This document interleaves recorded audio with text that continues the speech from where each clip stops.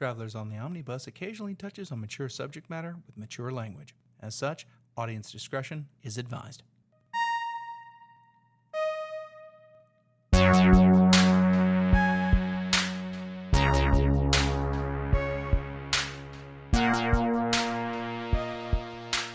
Welcome, everyone, to Travelers on the Omnibus, a field trip through nerd and pop culture.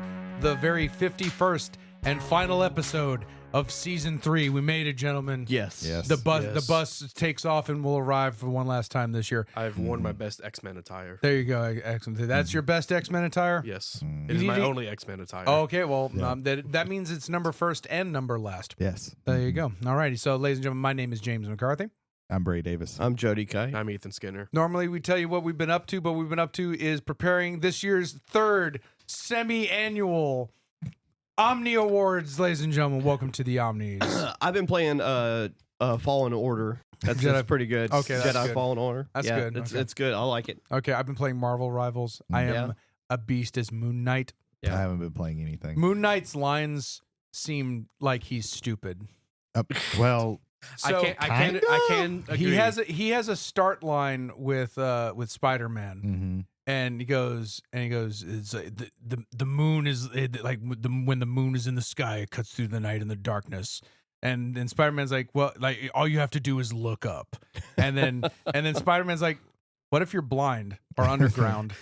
And it's like, yeah. And it's just like, yeah, that makes sense. Makes total sense. yeah. I've been And playing The Witcher. Quick bites. You can play the Witcher, the original the Witcher. Witcher 3. Okay, The Witcher the 3. original Witcher Yeah. is an exercise in keyboard shortcuts. Yeah. It's amazing. The Witcher 3 on PS5. I'm enjoying it so far. It's funny now that like when most people say I'm playing The Witcher or I played The Witcher, they're They meaning mean Witcher The Witcher 3. Yes, Right. fair. That is a fair statement. Brady, quick bite. What have you been up to? I've told y'all this already, but I watched Creature Commandos, the first 3 episodes so far. If you liked James Gunn's The Suicide Squad, you will like this because it's basically that, just with a different cast of characters. It is on my watch list. They even bring out Rick Flag Sr., and he's basically Rick Flag. That's genius. Oh my god. Hey, you like this character from the 2 movies? Yeah, here's his dad, the exact same character. Yeah, he's kind of he's a little bit looser than his than the original character. I love that. The other character. I love that in the Marvel Champions upcoming Shield set. Nick Fury has Nick Fury Sr. as a support card. It's great. Yeah. I love it. Yeah. But yeah, there you go. So, ladies and gentlemen, welcome to the third Annual-ish Omni Awards. Well, it's going to be annual from now on because we figured out how we want to actually format these. If We you're don't have any wondering- feedback, do we? someone's going to ask, wait a minute, didn't you do an Omni Awards in January? Yes. We did. Yeah. One particular person who is re-listening to all of our episodes probably will bring this up, but They get emails like, hey, wait a minute, guys. That There you dude has 2 hands. most people Yeah. do. He's talking about JT. That was the I got 2 hands. I got 2 hands. I got still 2 need hands. I still need to get that on the board. That was eventually. my favorite line up from that episode. Ethan, does a bay count? I only caught the beginning and the end, and nowhere in the middle of that. Let me tell this anecdote. No, real please, quick, real please. quick. Yes, we need this. We played a game today called River before Valley you start- Glass. Before you Are start- you trying to do be fucking fair, Morse code? What the fuck? I asked that question knowing the answer. Okay. Ethan, Sure, did you try and open a sure, locked door Ethan. earlier? Sure, Ethan. And it's about collecting you're these little anthropomorphic animals collecting glass out of a river to put in your glass works to sell. And it's a fun little set collection game. Would you call it a cozy game? It's a cozy game, I think. Yeah, it's a cozy game. You don't have to think too hard, but like most games, it has a stupid thing that decides who goes first, and it's whoever last saw a river. And Ethan goes, "Does a bay count?" And to which I reply, "Is a bay a river?" To which Ethan replies, "No." To which I reply, "Well, there's your answer." There's your answer. Yeah. So there you go. I'm sorry. Let's get. I'm not the brightest person. Okay? Well, Oh, come and on. it definitely shows. It's all right.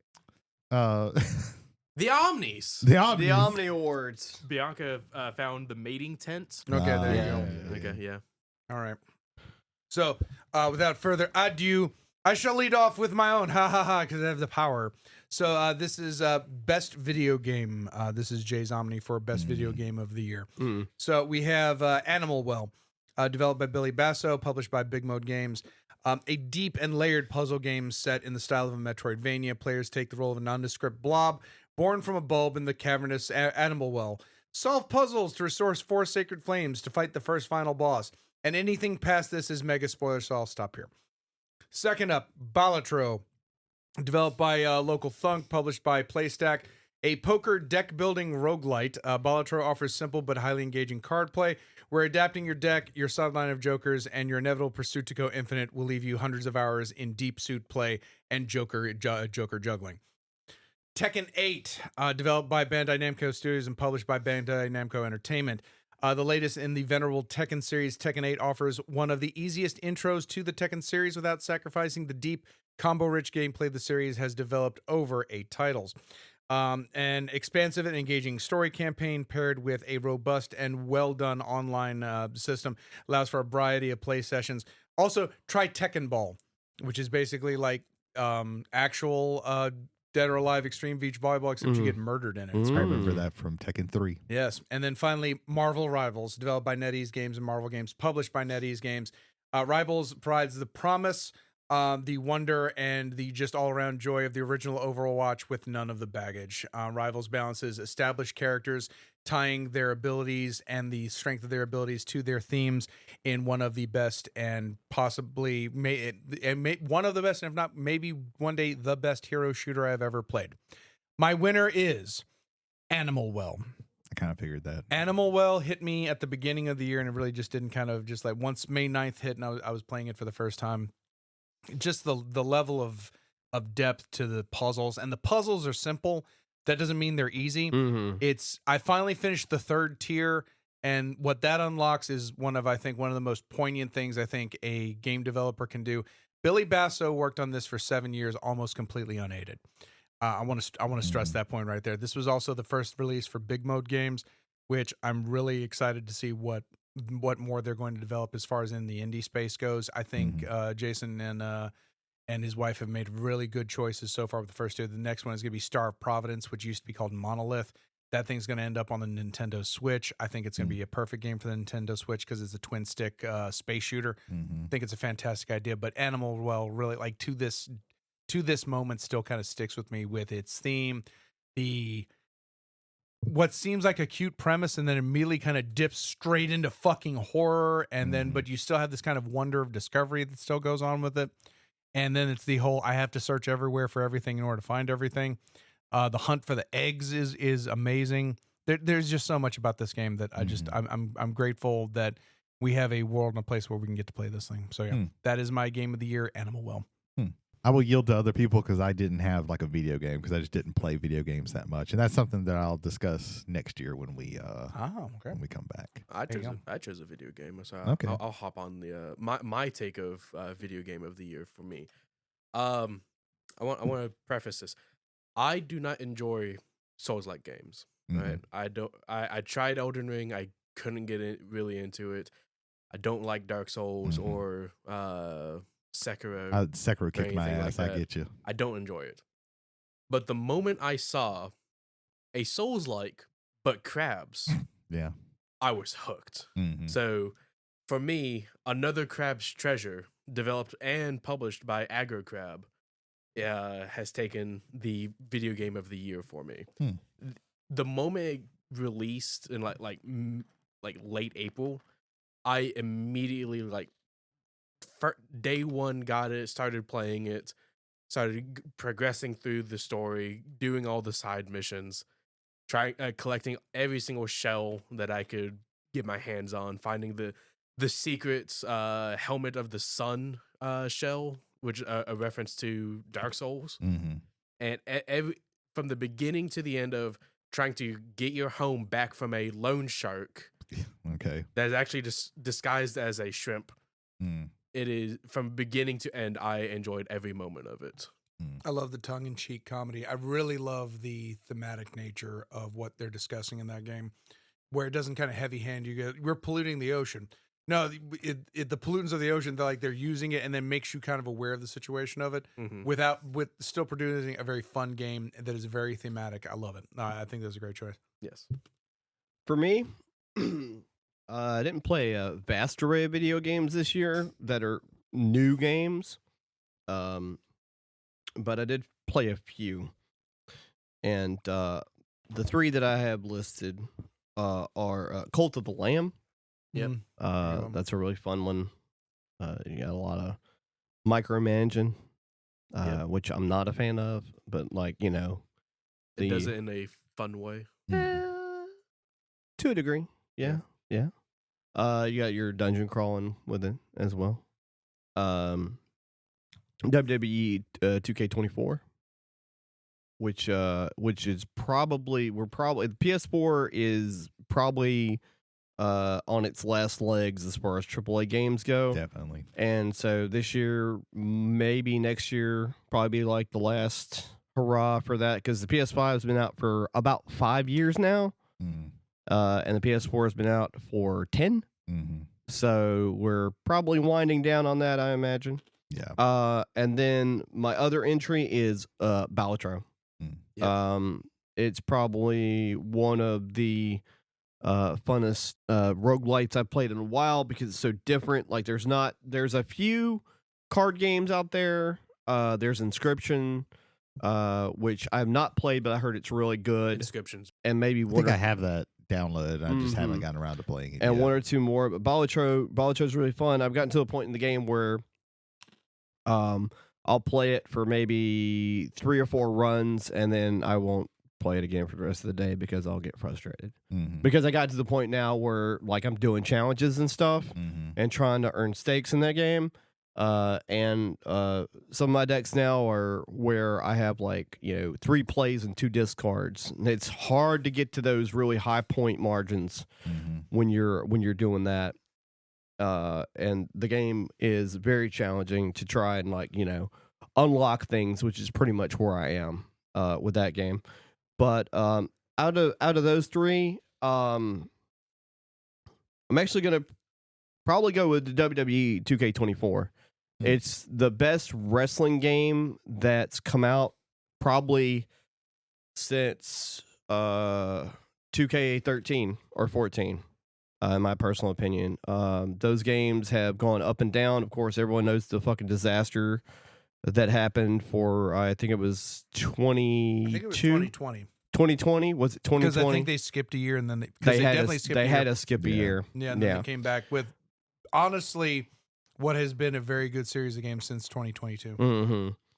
But yeah, so WWE 2K24, there's so much replayability. The online, unfortunately, WWE has a really bad habit. I think sports games in general do this, where whenever the next iteration of it comes out, the servers to play online are gone forever.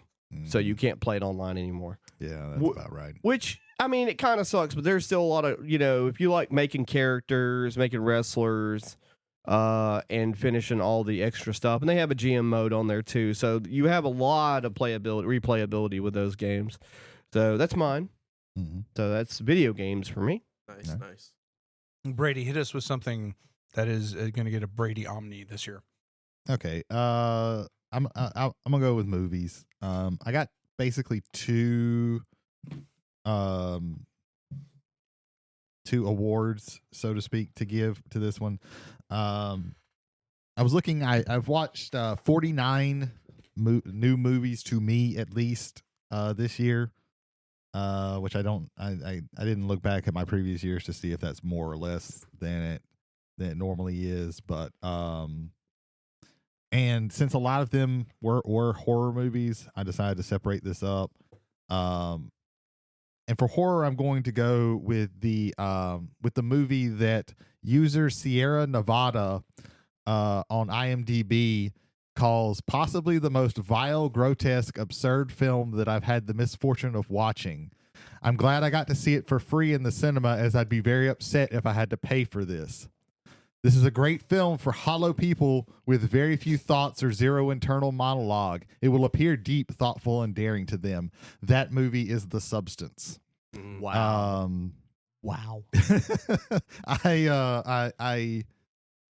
I haven't had as much of a head rush watching a movie in the theaters and just cackling like a madman at the ending of this because it was so outrageous.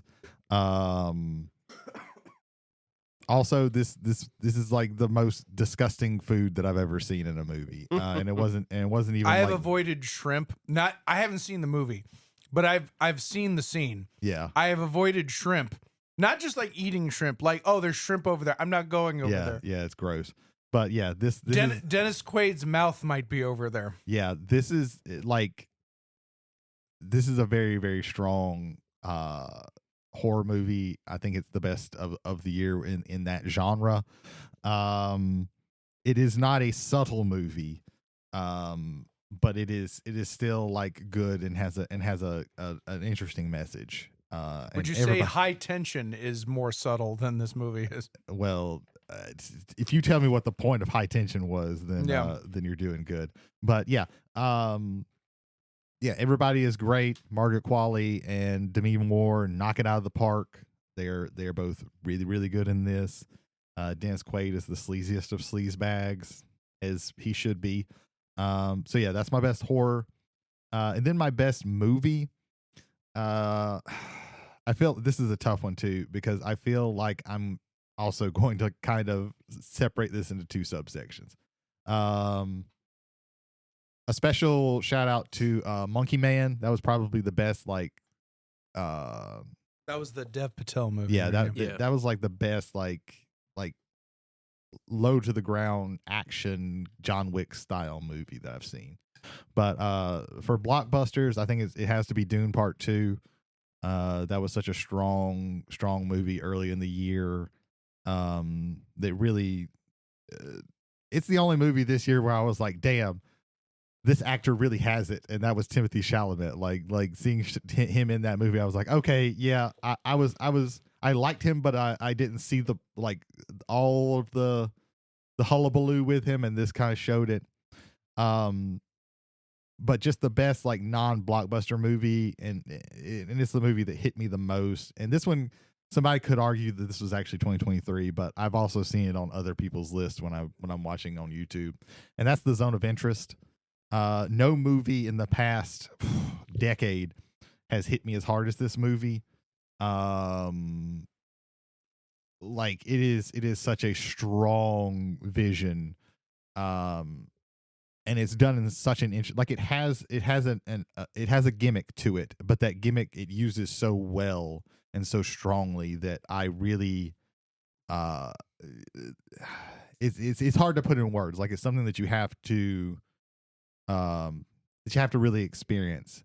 And it's hard to recommend because it's a tough watch. Like, nothing, you don't see any violence, but it's like one of the hardest movies that I've ever watched. But yeah, that's my movies of the year. Can I go next? Yes, absolutely. All right. So I also have mine categorized because I watched it. I don't know if I watched 90, but I watched quite a bit. I only watched 49. My bad. My bad. I don't think I watched 49 because I'm scatterbrained and have ADHD. Well, I wouldn't have known that. I signed up for Letterboxd purely to log when I watch movies. Oh, and okay. To keep a list of these are movies that I want to watch. Need to do that. I need to do that because my brain is so forgettable. I do Letterboxd for movies, and I do Goodreads for books. So that's how one of the reasons I got back into journaling this year was to remind me of the things I did in the year for stuff like this. Yeah, and I would get a journal and I would just use it for a little while. No. Like if Goodreads and Letterboxd is what does it for you, but fine. yeah, Letterboxd. I don't write reviews or anything on there, but I'll be like, okay, yeah, I watched it on this day and I gave it this many stars. I got you. Yeah, I've got to start. That's really doing all you have to do. I've got to start doing that because I probably did watch about 40 movies, if not more. So we're gonna start with comedy. My favorite comedy of the year is a movie I mentioned recently, and that's Hundreds of Beavers. Hundreds of Beavers. Oh my God! Have you watched it yet, Ethan? I'm waiting for my siblings to come over. Oh, we're all going hell to enjoy yeah. it. That is definitely a party movie. Yeah, for sure. Like legitimately, you could turn it on and just start doing other things and be hanging out and everything. Like, and just every once in a while, you're gonna look at the screen and go, "What the fuck is going on?" Well, you're gonna hear some noises. The idea is we're playing a board game, and behind us, just men in beaver costumes. Yes, on the TV. And rabbit suits. Yeah. So we're gonna go from comedy to horror, and some might not consider this a horror movie, but it's got horror elements into it, and that's Maxine. I watched it earlier and this year, and I enjoyed the ever living fuck out of it. Encapsulates, like, if you're trying to do like a movie with the 80s aesthetic, watch that movie and use that as a template until the end. Then it's not so much, but I mean, it's still really, really good. My favorite drama of the year was Zone of Interest. It takes a lot for me to feel that kind of depression and just disgust at humanity. And that movie definitely encapsulated so much by doing so little. I'll just I will think of shots in that movie, and I will start to well up. Like it's dude, when they brought the dresses out, I was fucking crying. Yeah. I was legit crying, and then later on with the shoes, I just couldn't fucking handle it. Yeah. And then my favorite epic / action movie, and my favorite movie probably of the year as far as mainstream AAA titles go, is Dune Part 2. Just fucking amazing. The score, everything. Just I loved it so much. I really, really, really enjoyed it. I watched it 2 times in the same week. So I really love Dune. I love what they've done with that property so far, and I can't wait for the eventuality of whenever they make Messiah at some point in the future. Jay, do you want to hit your movies? Because mine's gonna be a lot. I have a lot. Regarding movies. You need to go next. Okay. You'll find out when I go. Okay. So, the movie train continues. We are going to start it off with Best Actor. Oh, okay. And like the previous 2 hosts have mentioned, Dune Part 2. My award is going to go to Timothée Chalamet. Yeah. Everything that I've seen.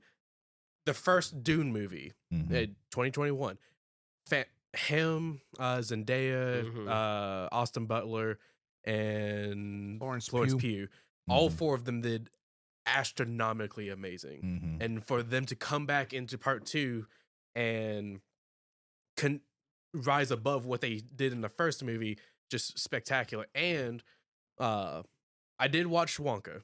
Wonka. He does a really good job in it. I have heard. He does really good. And he's also in a movie coming out next week. Bob Dylan.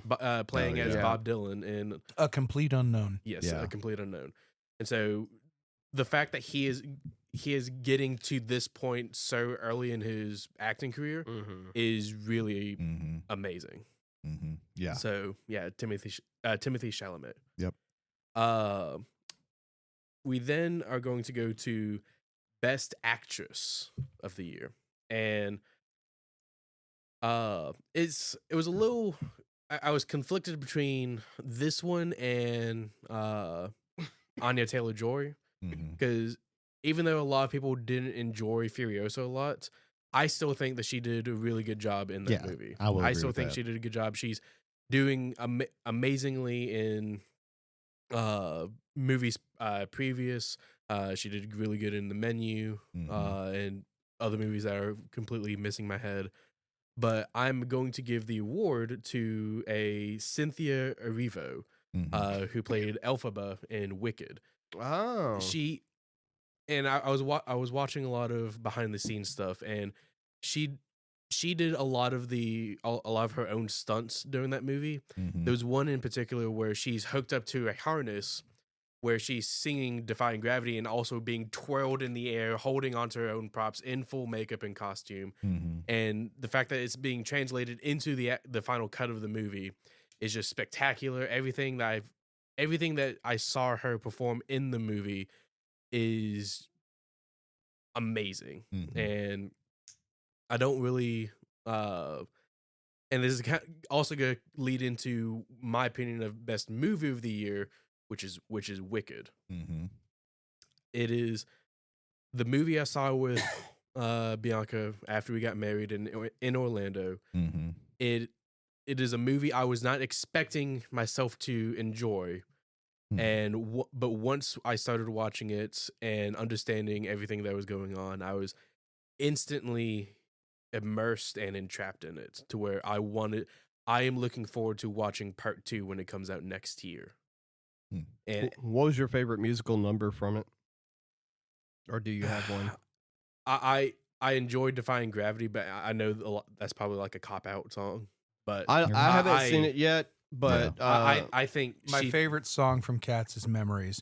That is the cop-out answer for Cats, but it is legitimately my favorite it's song. A good song. It's a good song. Yeah. Her and I mean, if that's your favorite, that's your favorite. It doesn't matter Right. if it's a cop-out or not. her and Ariana Grande in the movie, I think they both did spectacular, but I think Cynthia Erivo kind of like shot above. Did they do? everyone Did they else. do? I'm sure they did Popular, right? They did. Did they do Loathing? They did. Oh, But okay. Loathing is probably my second. Yeah, Loathing's really good. That's a good one for sure. So Cynthia Erivo Best Actress and Wicked Best Movie. After that, we are then going to go into Best Movie Trailer. Okay. That was released this year. All right. There's this actor named James Gunn. No, it's a Actor? director. That's a director. Director. Shit.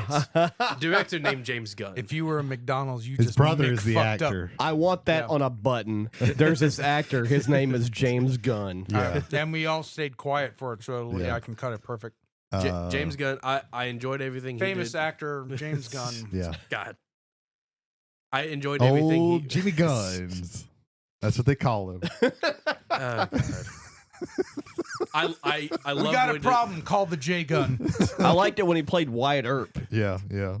I loved when he played the gun of Wyatt Earp. Yeah. The gun of Wyatt Earp. You know Star-Lord's blasters? Those are actually Yeah, that's James actually Gunn. James Gunn. Yeah, they're called James Guns. Yeah, yeah.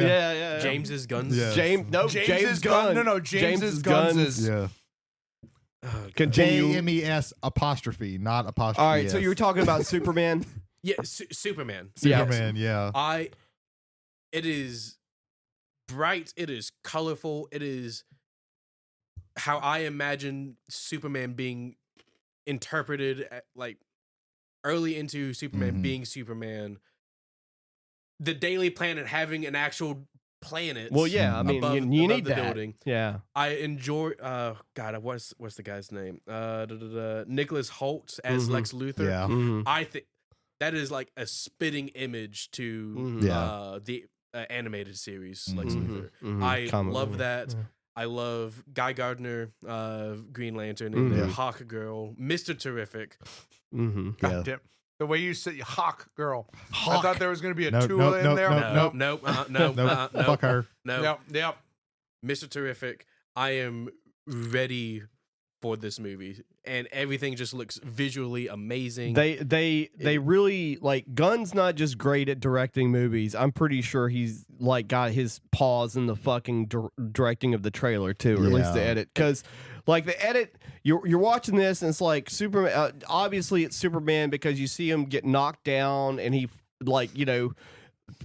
gets launched through the air and lands deep into the ground, and you're like, okay, yeah, so what? It's Superman or whatever. And then you hear him go, "Crypto, take me home." We're like, there's crypto. Yeah. Yeah. What I loved was the electrical guitar version of Oh, the John yeah. Wayne oh yeah, Superman that thing. was also that was really tugged by heartstrings. Man, I really didn't want to have to want to watch this movie, but I fucking hell, want to this is a watch good- it. James it's a Gunn good- is That's what a trailer's supposed to do. It's supposed Yeah. to make It's you want good. to watch a movie. James Gunn is taking his time with this movie, Mhm. and from the trailer, I am stoked and ready to see this movie. So best movie trailer goes to Superman. Definitely. I agree. It's hard to argue with that one. Yeah. I pass it to you, Jay. All right. So what will be our final in, I assume, movies and stuff? My best movie of the year. So up first we have Deadpool and Wolverine, published by Walt Disney Studios, directed by Sean Levy, Ryan Reynolds, Hugh Jackman, Emma Corrin. Equal parts heart and satire with a wonderful tongue-in-cheek comedy aplenty.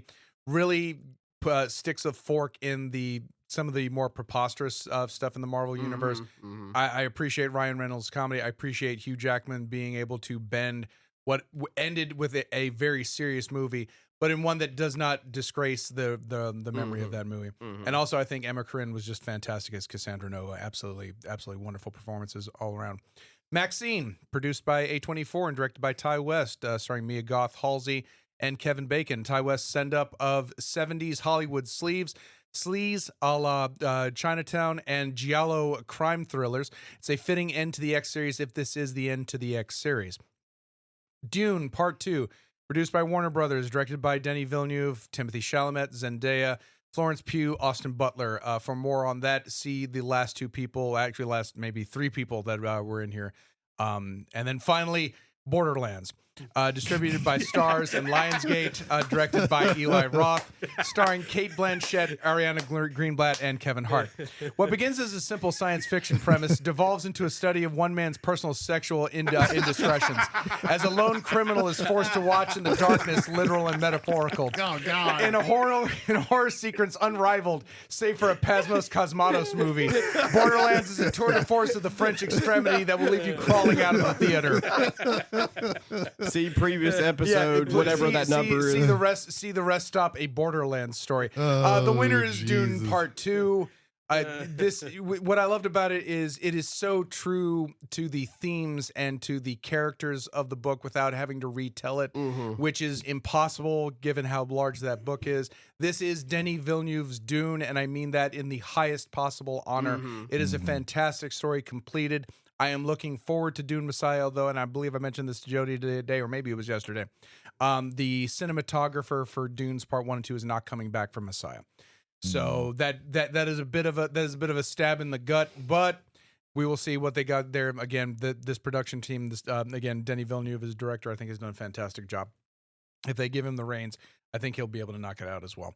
I'm going to move on to best analog gaming game with a quick honorable mention. This game was published in 2023, but we played it this year, and that is Fabula Ultima. Fabula Ultima would have won this for me if it not for that, but I really just want to say a quick shout out. That's one of my favorite video game systems from a world building aspect that I've ever had a chance to sit down and play. The world we build still kind of matters to me today, and one day I would like to go back to that and may not say finish it up, but continue our adventures in there. But now for the actual nominees. Arcs, published by Leader Games, designed by Cole Worley, art by Kyle Farron. Arcs provides a unique take on a mostly done-to-death genre, that being the Space 4X, making trick-taking the crux of initiative and action order in this 4X game is, in my opinion, one of the simplest, boldest, and in the end, one of the best ways to determine action economy in a 4X game that I've ever had a chance to play in. Kyle Farron's art also I want to put out there, because normally he's been kind of a whimsical, kind of Secret of Nim style quality. He really knocks it out of the park in the sci-fi as well, so I think it was very good. The releases for Marvel Champions 2024. Published by Fantasy Flight Games, designed by many, but including Michael Boggs, Nate French, and Caleb Grace. 2024 was the year I came back to Marvel Champions, particularly thanks to Rise of Apocalypse and all of the X-Men characters that were released this year. Jubilee is the first Justice deck I have ever built. Nightcrawler is the most fun I've ever had with a deck, while I've still not yet won with it. Just across the board. Releases this year, again, of course, were Age of Apocalypse, also including Bishop, which had Bishop and Magic, Iceman, Jubilee, Nightcrawler, and Magneto. Finally, Dragonbane, developed and published by Free League, a reworking of the classic Swedish RPG Drakarok Demonair. Dragonbane presents a system similar to D&D, but different enough in providing interesting thematic play and tactical thought. The setting provides one of the easiest revolving doors between silliness and seriousness I've ever had the pleasure of playing with in a role-playing game. And if you need any kind of notion about the journey to Quagmire Marshes, and you'll see what I'm talking about.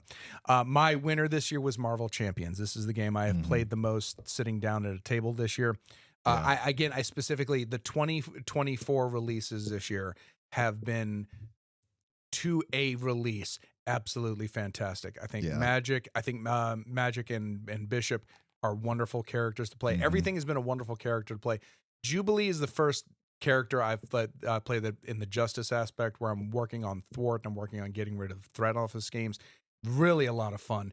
Nightcrawler reimagined what I thought a protection deck would be, where you can actually literally protect the field if you play it right. The value you get by being able to return your cards back to your hand and use them again later. Oh, the being able to like pull Bamfs out of the discard pile, or if you don't already have them in your hand, like just that opening when you're Kurt Wagner, you can immediately just get a Bamf from your deck straight in your hand. You can start that machine running. Yeah, I was telling Brady earlier that we played last night, and I was playing Michael's out of the box Warlock deck, and it's the first time I played that game where I actually enjoyed myself. Adam Warlock's amazing. I like the notion of having all of these options.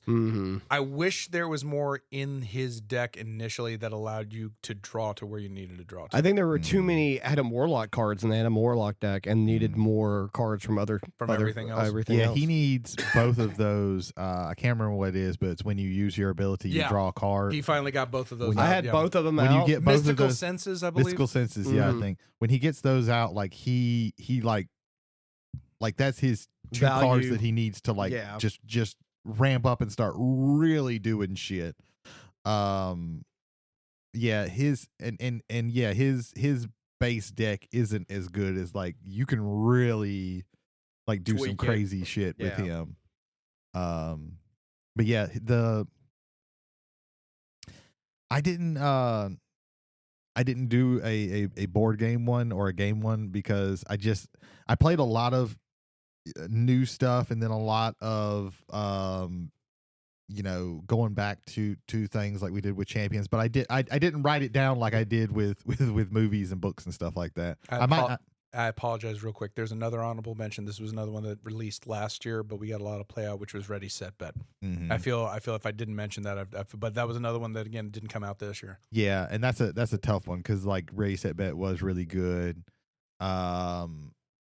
Champions, I never stopped playing Champions because I just played it. I would just play it solo whenever I got something new or whenever I just kind of felt like it.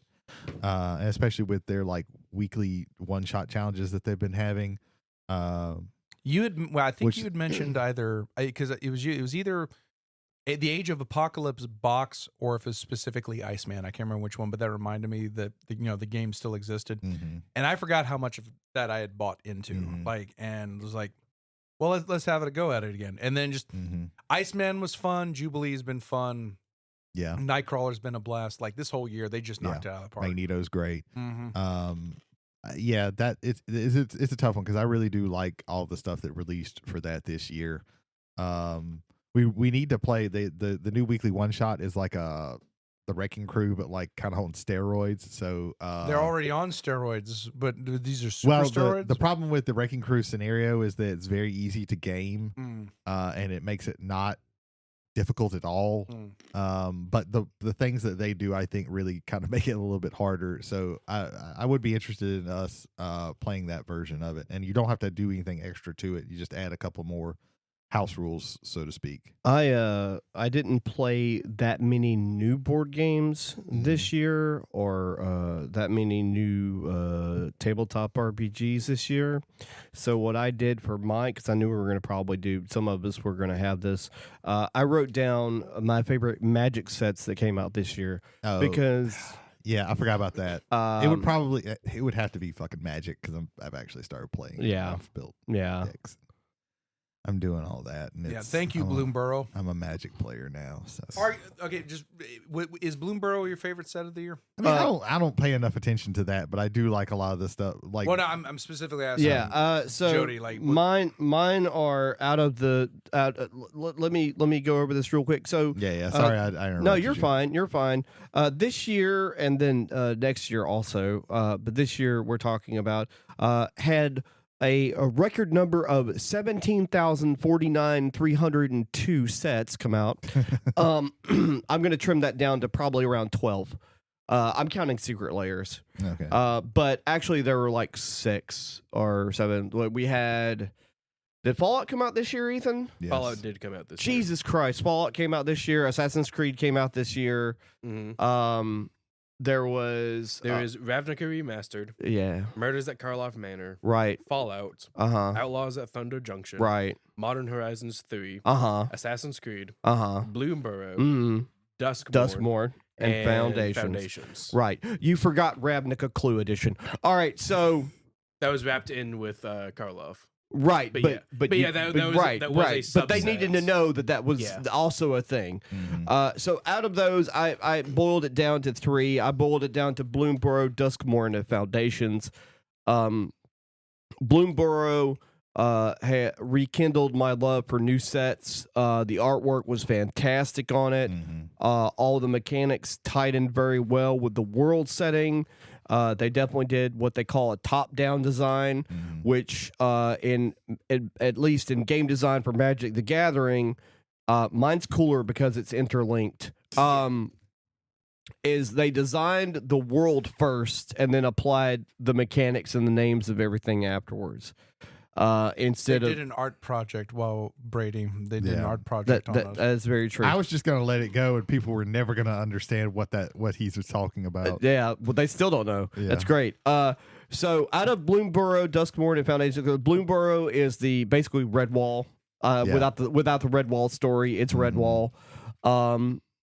In the Bloomburrow story, the antagonists are what they call the Calamities, which are basically just elemental creatures. Mhm. And then Duskmourn, which is just basically like a really different horror theme set. Yeah. They've done classic horror before and Eldritch horror before with Innistrad and with also Eldritch Moon and all of that. But Duskmourn is more of like a hodgepodge of supernatural horror mixed in with more modern horror themes. Yeah. And then Foundations and then Foundations Jumpstart as well is pretty much them going back to roots of Magic the Gathering's core sets. And this set is supposed to last for a while, but we'll find out what that means later For the on. next 5 years. Yeah, we'll see. I like Foundations a lot. I don't care about that because I only play Commander. That's right. Yep. Well, that's true, but it will matter if they do print that set for the next 5 years. It will mean prices will be more affordable for cards you that's might good. want. That's Yeah. definitely good. So I'm okay with that. mine is probably going to be Bloomburrow. Mhm. It's probably the best original plane that they've invented since I want to say Innistrad. Because out of Magic's like whole like life as a card game, there's only really like 4 or 5, maybe 6, I should say, 6 planes that really pop out, and one of them we haven't gone back to, and that is not Morningtide, Lorwyn. which they're talking about going back to it. They destroyed the plane, but they're talking about going back to it. Yeah. You have Lorwyn. You have Dominaria. That's the first one. You have Tarkir.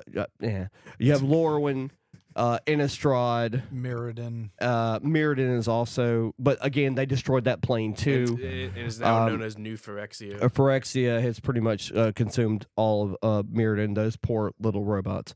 But yeah, so Bloomburrow is my favorite Magic set / board game thing that came out this year. Mhm. I think my favorite set would have to be Outlaws of Thunder Junction. I like the idea of a plane that connects each other plane to Mhm. where there's also a Wild West theme in it, and so you have a lot of the antagonists from different planes. Like you have Rakdos, Right. just tearing shit up. They You took have- a page out of D&D and they basically did the plane shift thing. yeah. Mhm. Where they're just like, okay, here's this giant beacon that goes wherever you want it to go, or whatever the MacGuffin was for the actual Yeah. planes travel. You have Tiny Bones just being a little nuisance and pickpocketing everyone. You Mhm. have Oko and his son Kellen. That's kind of like the ringleaders of everything. And more importantly, you have everybody wearing hats and cowboy boots. You have an ooze wearing cowboy boots. And I'm going to say this, no matter how much you like it, they're never going back to it. It didn't do that great. No, it did not do great. It didn't do great. But I enjoyed the things that came out of it. It's cool. I've been a big fan of blending genre, and it blends Western and fantasy together. And that's I liked the idea of it more than I liked most of the cards that came out of it. Yeah. That's the unfortunate thing, you know. Well, the thing that I really like about Bloomburrow is that it answered the question that was on everybody's mind, and is, what is this specific planeswalker's persona? He's an otter. Yep, he's an otter. Jace Beleren is an otter. I can't remember who's Ral Zarek. Ral Zarek is an otter. Ral Zarek is an otter. I just appreciate that they made Nissa into a frog. They did make Nissa into a frog, and they made Liliana into a squirrel. Into a squirrel. Jace into a fox. Oh, yeah, that makes sense. Yeah. Okay. They made Garuk. They also, I think he's a badger. They He's also, either a badger or like a wolverine. they or also something. went He's in that against family. what they were doing and saying they were only going to have one planeswalker per set in that set. There were 4 or 5. Technically, those planeswalkers were in the commander decks. But it was still part of the yeah. Bloomburrow universe. Yeah. Don't shoulder shrug me. Yeah. I don't care. It still counts. Yeah, sure. Yeah. Whatever. All right, moving on. What's our next category? All right, I'll open the floor. Somebody else. What would you like to introduce? Music. Music. Okay, All right, we're I'm going gonna do music, and I'm gonna do me first. All right, so In the gimme gimmies. yeah, me first in the Gimme Gimmes, which, if you don't know, stars Fat Mike from No Effects, the guitar player, singer for No Effects, and they do punk rock cover songs. That's all they do, and it's pretty good and catchy, and it's got a beat, and you can dance to it. All right, so science fiction double feature. Their punk rock remix of it is amazing. I'm sure it is. Almost every cover song they did a cover song of the Dixie Chicks' "Goodbye Earl." Huh. Like it's amazing. So I've got 3 written down here. One of the artists basically was put on the map and then got buried immediately under it through COVID pandemic. And she was gonna quit because you can't make money off of just releasing music anymore. You have to do live shows. And even though some of the songs on some of her current album came out 4 years ago, because she did the AC/DC thing where she put like some of her older songs on a new album because nobody knew who she was, and that is Chapel Rowan. She's a breakout artist, even though, like I said, even quote unquote overnight artists have been working at it for a while. She was working at it for 10 years before she got signed, or about that. And I'm gonna use her song that she had a video come out for like 4 months ago. I think, or 6 months ago. Hot to Go. She basically is, if you took, like, if I was going to try and explain how her sound is without you listening to her, it would be, imagine if you took all the good parts of Lady Gaga, Billie Eilish, and Florence and the Machine and put an 80s synth band behind it. That's most of her music. It's real catchy, most of it. There's a lot of emotion in her songwriting, and that's another thing that she stands out. Much like Gaga, which a lot of people don't know this about Lady Gaga, she writes her own songs. Unlike Taylor Swift, who originally wrote her own songs and now has 12, 40-year-old dudes write Shake It Off. But regardless, so Chapel Rowan. The rest of the travelers would like to distance themselves from the hate wave of 14-year-old children and Bianca that are going to kill him for that. Please do not. That's okay. The side eye in that comment was not endorsed by the rest of the travelers on the omnibus. I only hope Bianca doesn't hear this. Chapel Rowan writes her own music. Anyway, once again, it would be the one thing she would end up here. True. That's and fine. then she'd think we do this all the time. I don't. She doesn't listen to this show. Anyway, the next band on this list is Hanabi, which they are a Japanese female metal band. Okay. You could put them into the quote unquote kawaii metal band genre, like baby metal, except this girl throat screams, which they do not do that in baby metal. You may hear that in some of their songs. That's a male vocalist. Doing that. Hanabi is definitely they're their own band.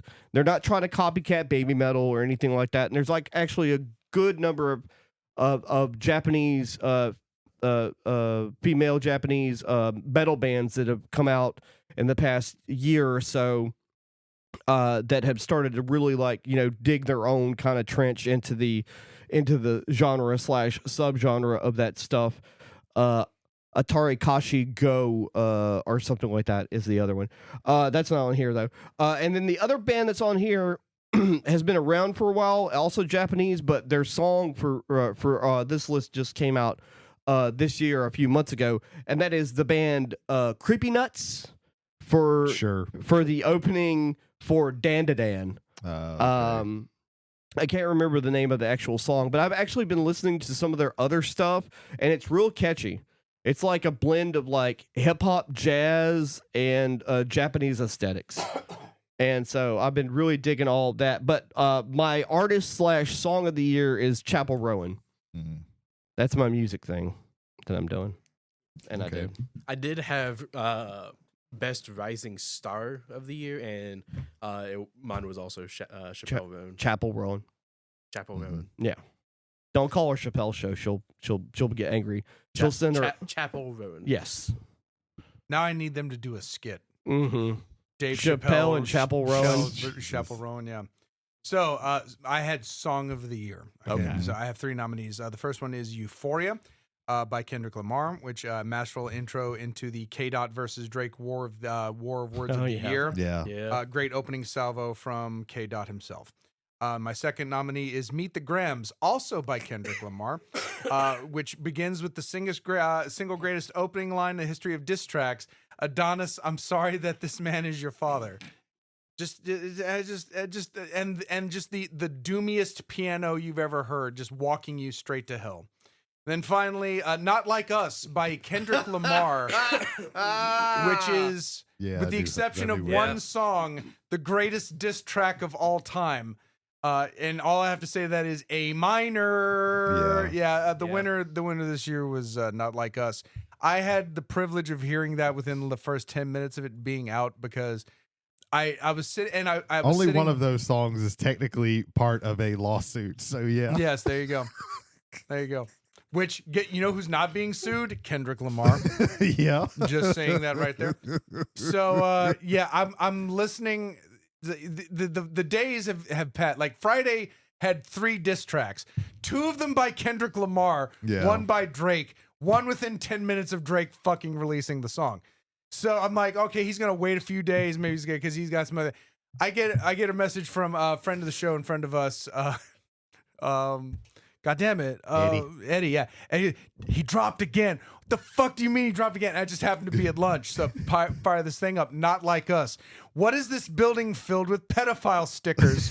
What the fuck? It's like, I see dead people, and then the fucking catchiest. Also, quick shout out to DJ Mustard, who was behind who was behind the piano track on Meet the Grams, which is again one of the doomiest fucking goddamn ding ding, and you're just walking hell the whole time. And then also the beat behind Not Like Us. The thing just sets off, and it's like, okay, this is amazing. And then he just straight up accuses Drake and all his boys of downloading PDF files. And so that's pretty. And then the A minor song, which I started laughing uncontrollably. People at work came up to me and asked me, was I choking on my dinner? No, I was laughing and just in awe of one of the best MCs in the world today, which, by the way, artist of the year for me, Kendrick Lamar, period. Okay. End of story. Yeah. What he did this year was just unparalleled in both music and hating. Like just the way it is. Yeah. The masterclass in hating. Yeah. So I didn't listen to a whole lot of new music this year. I just did not go outside of my comfort zone too often. I usually don't do that too much in music when it comes to music. Before I get to my what I'm gonna call my song of the year, I want to shout out Gojira's Mea Culpa, which they performed live at the opening of the Olympics, which was really fucking cool. A metal band playing at the outside of the home, the mansion or whatever the fuck it is where they kept Marie Antoinette right before they chopped her head off. It was really cool. And then they released an actual, non-live version of that, and they've been actually performing that on during concerts now. So that one's really cool. But I guess I got to go with what my my number one most listened to song according to Amazon Music was last year, and this is the cover of Genuine's Pony from the band Sloth Rust, which is an American alternative band from Boston, Massachusetts that was formed in 2010. Pretty much is made of two people, Leo Wellbaum, who does vocals and guitar, and Will Gorin, who does drums. I discovered this band because there is a sitcom show that I really like called You're the Worst. And they do, and one of their songs called 7:30 a.m. is the opening song for that. And somehow I got to like looking them up on somewhere, YouTube or Amazon Music, and I saw this thing, this song called Pony, and I was like, well, I know it is. It was on YouTube, so I saw the video for it, and I was like, huh, Pony. That doesn't ring a bell, but I'll listen to it just to see, because I kind of like that other song, so let me listen to it. And it's a fucking rock cover of Genuine's Pony, and it's really really good. And it's got a really weird video, and there's a 14-minute version of it where she just shreds the guitar for like 10 minutes. It's literally the 4-minute song and then 10 minutes of her just shredding the fuck out of the guitar. So yeah, that it's really good. It's an interesting, like, I literally, when I heard it, I like went into one of the chats that I have and was like, hey, am I crazy or is this good? And the more I listened to it, I was like, no, this is good. I like it. It is pretty cool. So yeah, that's my song of the year. If I didn't really think of a song of the year, but if I am to base it off of my number one listen to song on my Spotify Wrapped, it is going to have to be "Too Sweet" by Hozier. Yeah, which is nice, catchy. I enjoy it. Good song. It's a good song. It's no what's his other song? "Take Me to Church," but it's a really good song. Take me to church. I just like the subtle bass lines, like yeah. Dun, dun, dun. Yeah, the man can write a good song. So I'm gonna go talk about my books of the year, because I'm pretty sure that nobody else has this, because everybody else is uncultured swine. Correct. So this motherfucker doesn't know the difference between bays and rivers. This is true. That's why I'm uncultured. Why read when I can watch the flashing pictures on my TV? This is true. This is also true. Why read when you can get a picture book? Yeah. So this year I read 11 books. I tried to read a little bit more this year, and I think that that's pretty good for me. I didn't count the year before how many I read, but I'm pretty certain it was less than that. I thought about reading a book, but I just didn't do it. Yeah. I tried to vary up what I read. Jay's dying over there. I'm so very sorry, but in my mind, I'm thinking of Death Race 2000, except censored. I don't know where it came from. Do we need to clap and take, I don't know. We're just, I just don't. in case. Okay. Just in case. Okay. Just in case. I'm so sorry. I don't know where that came from at all. What the fuck was that? The thoughts and views of one James McCarthy are not shared by the rest of Travelers on the Omnibus. Just crashing right through the wall. Like, what? Why would you do that? Jesus. All right, taking Haley Mills out of the picture, let's come back. Yeah, Your books. I varied up what I read. I read some horror, some fantasy. I tend towards fantasy and sci-fi, so I tried to read some stuff that's a little bit out of that. Not nonfiction, because who has that kind of time, but some stuff that's more some horror, some speculative fiction type stuff. Caught up a little bit on some of the series that I've read, started some new stuff. But I think what's going to have to be my book of the year, and if we had actually done this like last time in the first of the year instead of the first of next year instead of the last of this year, it would have been the new Stormlight Archive book. I don't know. It's pretty good so far. I'm really, really enjoying it so far, but I just haven't finished it, and I don't know. Maybe it falls apart at the end. Who the fuck knows?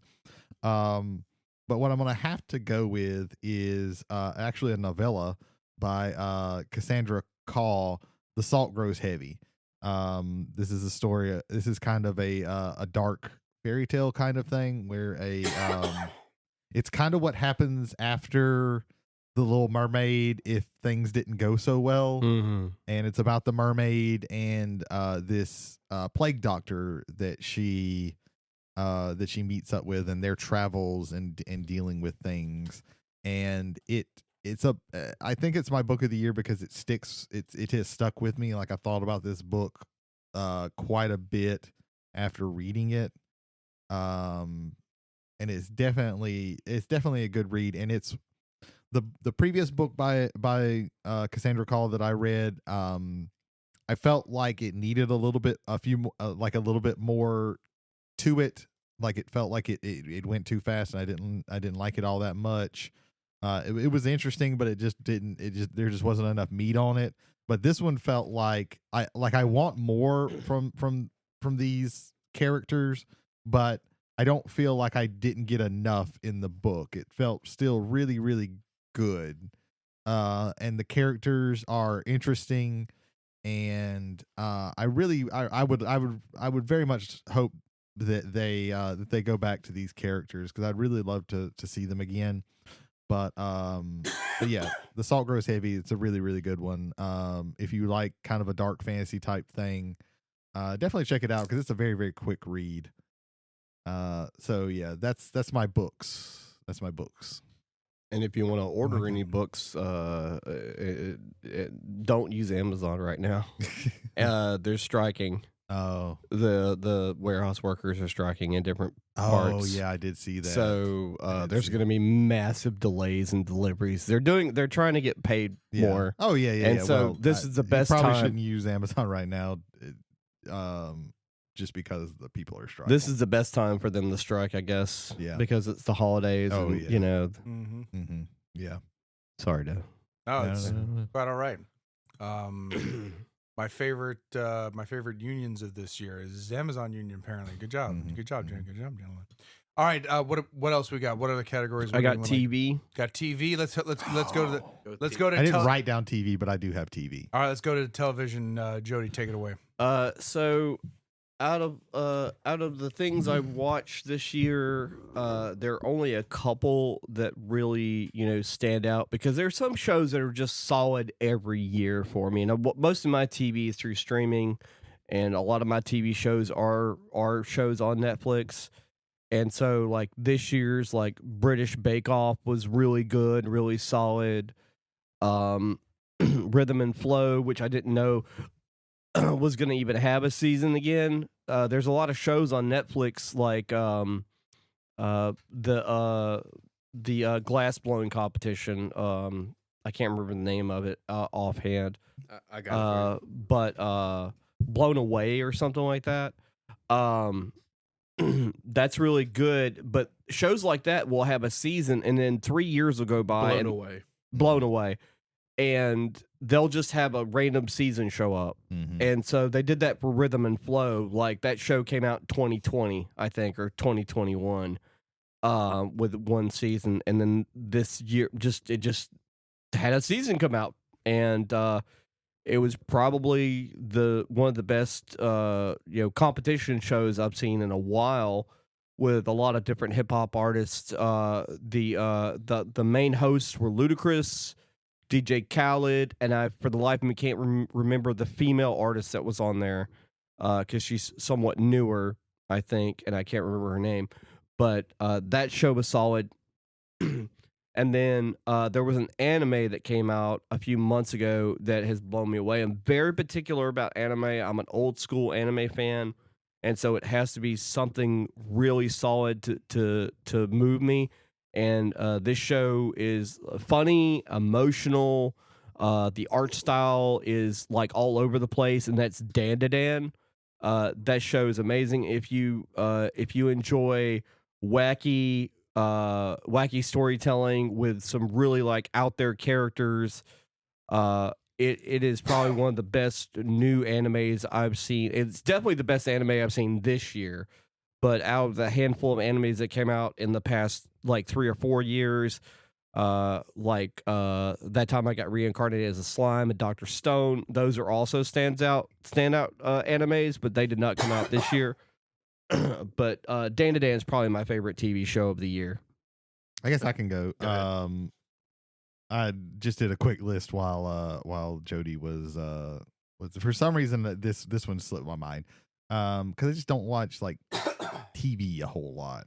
But some honorable mentions. We got the third season of The Bear, which a lot of people didn't like, but I loved. The two new seasons, I think, of Abbott Elementary. They finished up one season and came into another season. That's a really, really good show. True Detective Night Country. This is another one that a lot of people didn't like, but I thoroughly enjoyed. I thought they did a really good job. I thought the little Easter eggs for the earlier season, for the first season, is really cool. And I thought everybody did a really good job with the performances. But I gotta go with Shogun. Shogun is my TV show of the year. This is completely fair.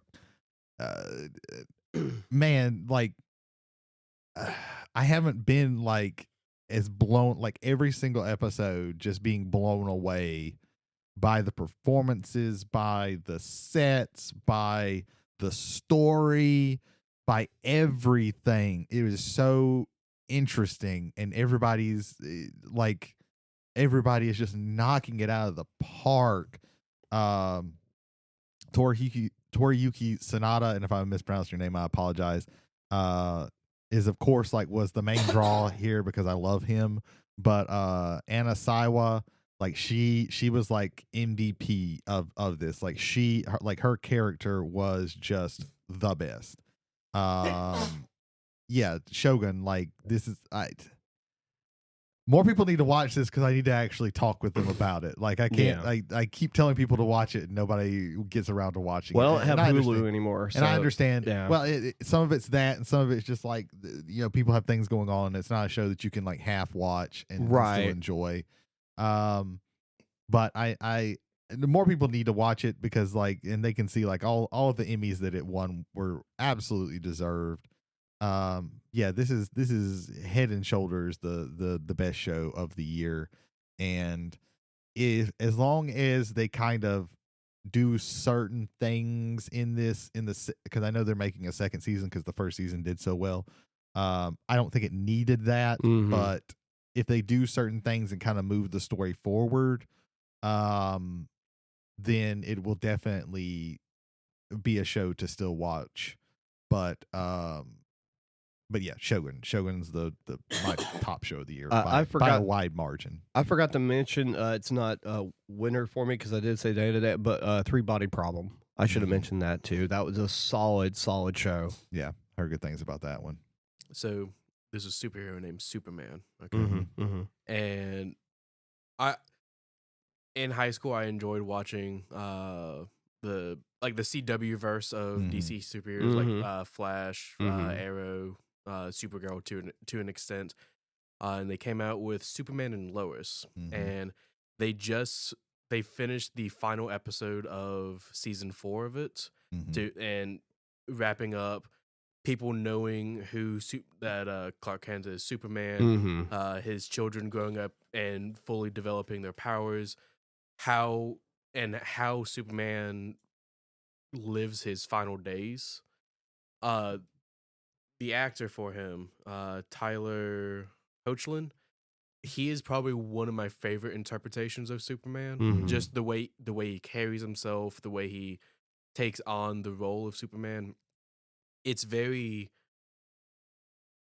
heartfelt, the way he portrays it, and seeing all of it like come to an end is just very like heartwarming and satisfying. And so I would have to say season 4 of Superman and Lois. That's good. There's been quite a few. I've heard good things about. I'm sorry. Yeah. I was just going to say, there's been quite a few different TV, live action TV representations of the character. I mean, we have Smallville's one of the biggest ones, and then you said Superman and Lois. Yes. Lois and Clark was one from the late 90s or early 2000s or something like that. Yeah. That mid 90s. Mid 90s. Yeah. That show, I think that show just got canceled though before they, Yeah. But it ended on a cliffhanger. But I want to say Smallville, I think they wrapped that whole show up. Yeah. Some people would say Smallville overstayed its welcome. But yeah. That reminds me, My Adventures with Superman, the new season came out I watched the last season for the first time, and then the new season came out this year. That's definitely another interesting interpretation of Superman that I really enjoyed. I've heard good things about Superman and Lois. I think that's probably one of got some of the best reviews of any of those CW shows. Oh yeah. For as long as it went on, of course, Arrow got really good in the beginning, and towards the end, people were like, right. Flash overstayed its welcome. Yeah. A lot of the CW action shows like that. Supernatural is to me the oh yeah, because Supernatural had a fantastic ending. And then it went on for 2 times longer than its original run. Yeah. That show has what, 14 or 15? 14 or 15 seasons, yeah. 15 seasons. It was initially supposed to end at 5. Yeah. Eric Kripke, who was he was the showrunner behind The Boys. He left at season 5 because but they still wanted to keep it going. And money. I don't necessarily hate where they went with it.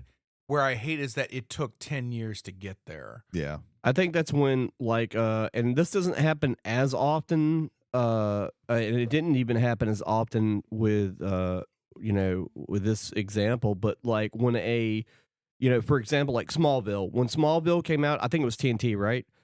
Or was it Smallville was WB, and then it became CW because it merged with UB. Right. Well, Smallville and Supernatural, Smallville, I think was 9 seasons, or was it 10? Anyway, that sounds about right.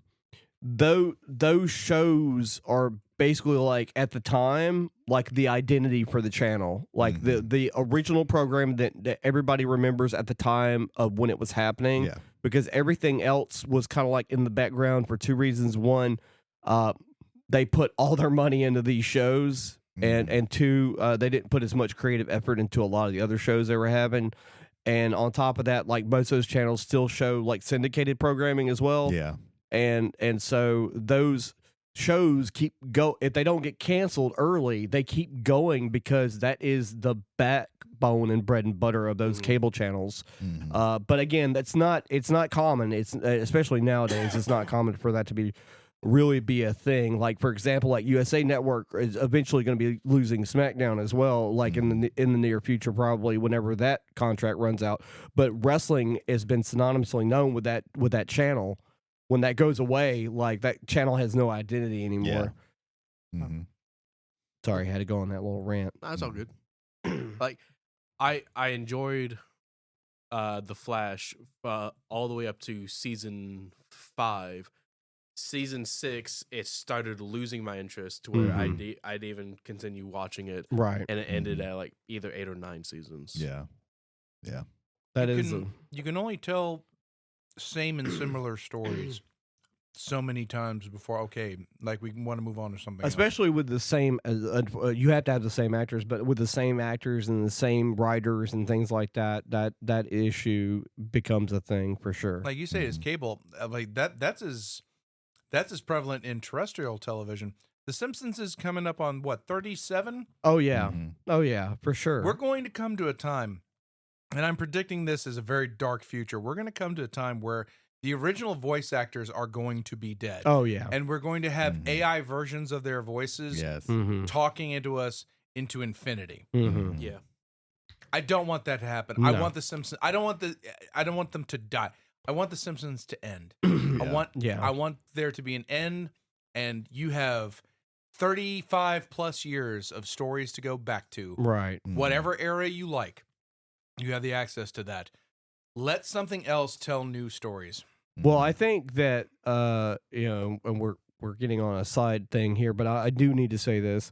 I think we're getting at a point, and it's been this way probably for a couple of years now, and it's going to get worse and worse for like you said, terrestrial television, like archaic television, is that just like I said, Supernatural is like the identity of that station. The Simpsons is like one of the big things with Fox, their television programming. And until that goes away, that show's not going away because they only have so many things that are going to draw them revenue for their ads. And shows like that, they're few and far between. Yeah. That's my there you go. submission for TV. Is that it for television? That's all I believe so. All right. I'm going to move on to YouTube. So YouTube and the net. So if you guys have like stuff for like TikTok or anything else, that'll fall under here. But this is my Omni Award for Best YouTuber of the Year. First off, we have Lindsay Ellis. Lindsay Ellis, much like H Bomber Guy last year, did one video. It is arguably one of the best videos that has ever been put on YouTube. It is called Yoko and the Beatles. It is a fantastic hour of just sit down and watching just the deconstruction of the myth of Yoko Ono and what she didn't do to destroy the Beatles at all. Also looking at the Beatles themselves and what actually caused their breakup and how it kind of applies to what we see in the modern media landscape to this day. I think it's like, again, it's one of the best videos that's ever been put on the platform. This is very good. Mandalore Gaming, once again, fantastic video game YouTuber. Pretty much goes for all eras, but a lot of times it's going to be for a more classic area of PC gaming. Shout outs this year are Cabela's Dangerous Hunts 2011, his follow-up to Dangerous Hunts 2012, which is not as crazy, but it was still insane. His review of Cryptmaster, which on that I bought that game. It is touch typing, like House of the Dead kind of shit, except set in a medieval RPG fantasy. It is fantastic. It is some of the best comedy I've ever had to experience. One day I'm going to boot that up and have y'all play that. Finally, he also did a review of Homeworld 3, the continuation by Gearbox of the old Homeworld series. You can tell he has a love and he's played these games. So it's not just a matter of, okay, no, this is stuff I've heard about this game and let me present it to you. No, he's a consummate gamer, consummate presenter as well. Speaking of that, in the same vein, Magellar.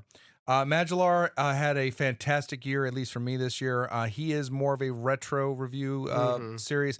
Looking at the 80s and 90s, particularly this year, what really stood out for me, he continued his series on the Ultima games.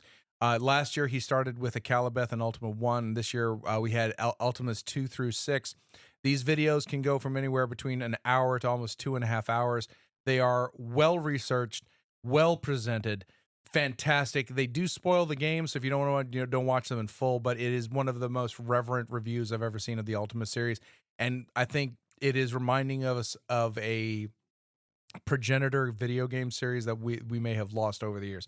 Shout outs also to his video on Saturn RPGs and FMV horror games from the 90s. I thought it was very good. Another in a similar vein, Dungeon Chill. Dungeon Chill of the three, Mandalore Gaming, Magellar, and Dungeon Chill. Dungeon Chill is one I watch once, and then when I need to go to bed, I'll put his video on, and his voice will just, it's like soothe you directly in his sleep. Once again, this year I think he produced a lot of great material. He did a review of Grim Fandango, which is arguably the best LucasArts adventure game that was ever created. Point and click. Yeah. He did a review of Ripper, which, if you're classically, the review of Ripper done by the Spoony one, Noah Antweiler, is one of the early, like, great, like, RPG, or rather, like, cynical review series that is ever done on the internet. And then he also did a review of Dreamweb, which is a game I would not have like even had a chance to kind of look at, but he presents that in his style so well. It was very informative, very entertaining. I really enjoyed that. Finally, one I had to add last night because I rewatched her DashCon, an extensive oral history, which was almost clocked in at like 2.5 hours, but Strange Aeons. Strange Aeons has been around for a good bit, but this year she presented 2 series of videos that were highly enlightening, and I can't wait to go back and do more of her stuff. But DashCon, an extensive oral history, to me is one of the first times where it wasn't just about DashCon fail. It was more along the lines of, yes, DashCon failed, and here are the reasons why, and here's people who lived the deep lore, and she actually did like. I think, again, 2.5 hours, it is chock full of reviews that she did with these people to get from the inside sources. I think that was fantastic. Yeah. And then I want to shout out her video on the Ram Ranch saga. And also a Ram Ranch Odyssey, which is holy shit. Yeah. If you thought Ram Ranch was crazy, you were right. You just didn't know how fucking crazy. I don't want to say anything else other than that, but watch a Ram Ranch Odyssey. Watch that video. Yeah. You will be. And that's all I'm going to say about that. It goes places that you didn't think it would go. No, Wild. yeah. Getty Oil. Didn't think that would be ending up there, but yeah. My winner for this year is going to be Magellar. Again, I want to really, his Ultima series has been top notch. If you want to know about one of the earliest inspirations, like, do you like Dragon Quest? Do you like Final Fantasy? Ultima and Wizardry are the 2 games from this side of the pond that influence those, and kind of, and of course, these were influenced by D&D in the early 70s RPG era. But Magellar has done a fantastic job. His most recent video, I think, was on the Ultima Worlds, where they get the Martian adventure and like the Doc Savage like jungle adventure one that used the Ultima 6 engine to like portray these stories. I think it's he's putting up some fantastic material.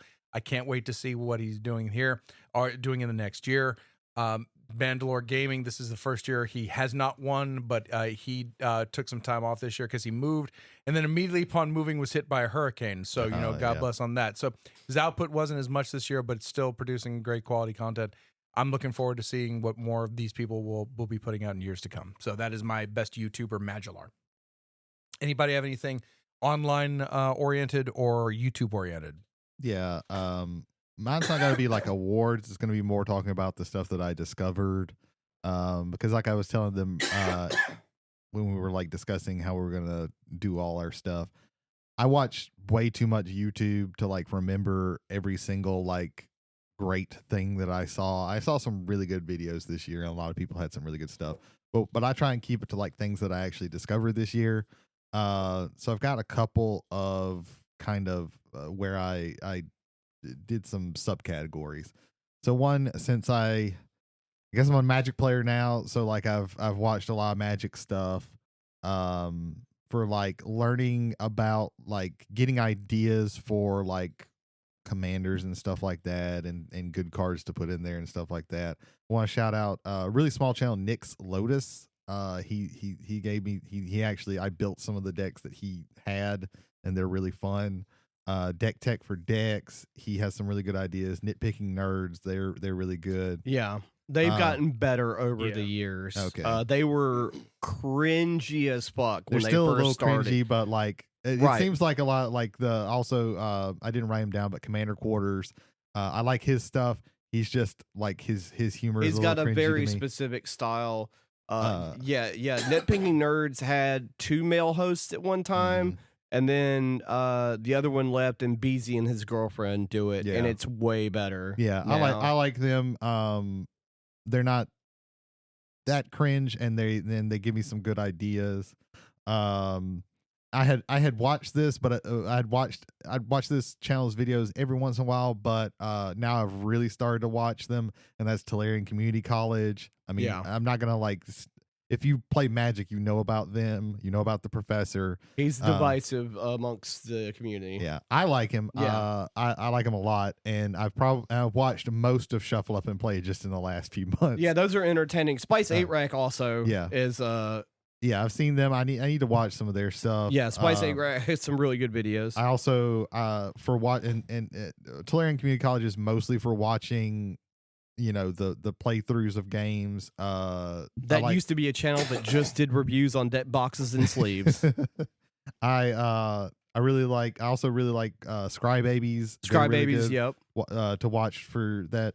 You can also like they have a good mix of, like, if you go to Tolarian Community College, it's not going to be like super high level play. But if you want to see like how super high level play works out, they do a lot of like CEDH and stuff like that. There's also not saying that I'm ever going to do Right. CDH, but it's fun to watch those sometimes to understand like where you can go with. Yeah. with There's things. also a lot of crossover with like people on those different channels. a lot of like watching some of these people I've is because I saw them on Shuffle Up and Play, so I was like, Right. okay, I'll go. There's and watch also them. like Brian Kibler and his wife, who his wife is also, I think, on the Scry Babies channel a lot. Yeah. They have a channel called Commander at Home. Yeah, I've watched some of their stuff. Yeah. I don't love them quite as much as these two. I His kinda laugh kept it to annoys two. the fuck out of me. But she also has Elder Dragon Hijinks. Yeah. with another. That's female. one as well. It's in the same place. They just, instead of Right. Brian Kibler, is this other chick. But that one's decent. There's one called Good Luck High Five. I don't know if you've seen them. I haven't watched. They're them. not Commander centric. They're Magic centric, but they what do was Commander stuff sometimes. One of the guys from what is that? I've watched Command Zone. Command Zone. I like the players and I like watching their video, but the when they do the cut twos and they try the humor, I find it very cringy. Yeah, and the it grates humor on can me. be. And Yeah. it grates on me, and I just don't like it because it feels fake. Now that they have another show on that channel called Extra Turns. Okay. And they don't do that on that one. Okay. It's I just I need to check that out. Right. Because I want to watch, because like the one dude, what's his name? Josh Lee Kwai. Josh Lee Kwai. I want to watch him, more of him like playing. He's very entertaining while he's playing. Yeah. I just like, I can't deal with the goofy goofiness. shit in between. Yeah. Like nothing on, and you know, some people might disagree, but nothing on Shuffle Up and Play feels forced. No. It feels very natural. It's just casual. And even some of the other stuff, most of these other things, it feels casual. Right. But the Command Zone feels, a lot of it feels forced, and for that's why for game nights it does. That's the show where they do that for sure. Man, I can't remember. It's one guy on there is a he's often on there. He's a well-known YouTuber, but I can't remember his name. It's the guy with the long dark hair and talks kind of like this. Charlie. Yeah. Penguin Zero. Oh, Yeah. Moist Critical. Moist Critical. Yeah. Okay, Voice yeah. critical. Yeah. Moist Critical. He has like, I guess he because he's always on there, because it's usually just the same four people. I can't remember what, but he has a channel I know what you're talking about. with some people, and they're You pretty fucking me, miss. they're pretty they're pretty fun to watch. Yeah. But that's the Magic stuff. There's a lot of Magic content There's on a YouTube. lot of Magic content on there, and these I tried Card to markets. Card markets. no. He's been on there, but that's a Card Market is a really weird channel with mostly and I don't even I haven't like researched it, so he might not even be like part of the channel, but Right. he's on there a lot. Like he's on one of those there. channels a lot. But It's one Skill of the check. Skill check, Skill check. That's one of the I'm thinking of. lesser, you Yeah. know. That's a good one. Mhm.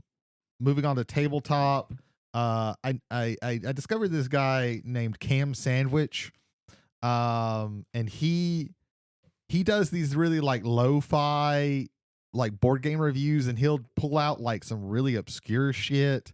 Like he's done like it'll be like variations on Monopoly, or he did his most recent videos are on like the longest games ever, and one whole thing is just taken up by the campaign for North Africa, which can be played like over 10 years or something like that. Jesus.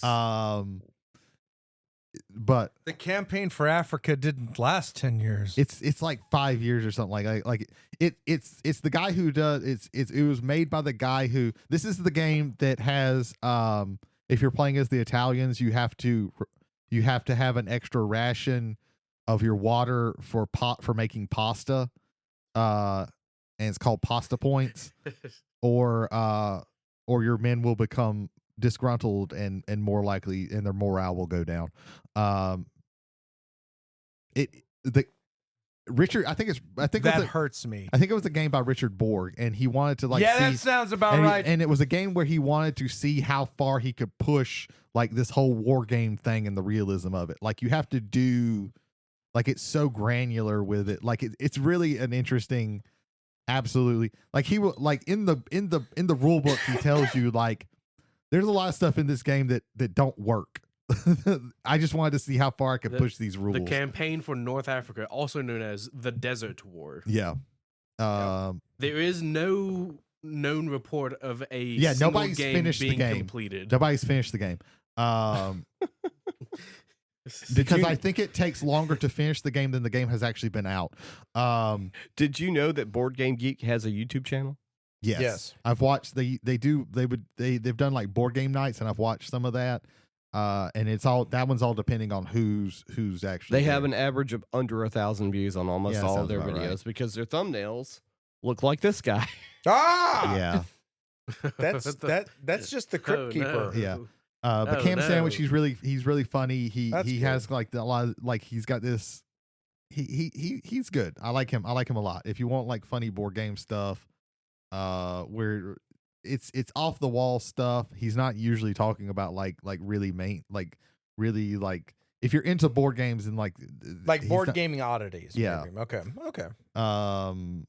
Like he put he put Game Monopoly into Tabletop Simulator. Like he went through and figured out all the stuff in there so you can play like Game Monopoly on Tabletop Simulator. That's pretty good. So yeah, he does off the wall stuff like that. And also one of the guys from Shut Up and Sit Down started his own channel where he reviewed RPGs. Yeah. Yep. And Quentin Smith Quest. Quinn's Quest. Yeah. And he has and it's a really good channel where he has talked about some very interesting RPGs, and he has turned me on to a lot of interesting RPGs. And it's just really expanded the pile of RPGs that I particularly have. Good God, from this year, Wild Sea, Heart, Vesson, Mothership, Slug Blaster. I'm missing the one. mech one. Lancer. Yeah, Lancer. Yeah. I love his whole Lancer, Wild thing, Sea, and man. Heart. I have the PDFs of Heart, and I bought Wild Sea and Lancer. Which Lancer, if you want a copy of that, you can go to Books A Million in Biloxi and get a copy of it in the RPG section. There you go. That's amazing. I was because it's right next to the board games, and I was looking in the board games, and I looked there, and I was like, "What the fuck?" Yeah, because it's hard to get a copy of that game. Yeah.